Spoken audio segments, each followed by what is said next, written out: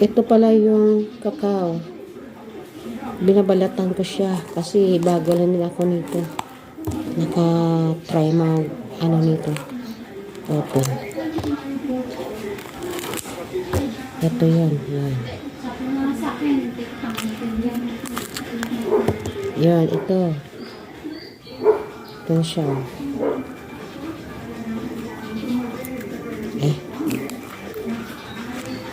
Nabalitan natin para makuha natin itong pinakalaman niya. Ayan.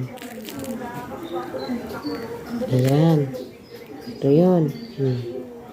Kakainin mo daw to tapos ito yung sa loob niya yung seed. Seed. Kainin mo tapos itong loob niya ibilad mo sa araw at saka ipagiling. Pag natuyo na, yun. Magiging kokwa na siya. Tignan natin. Parang santol ba? Ayan. Ito yan. Isa pa.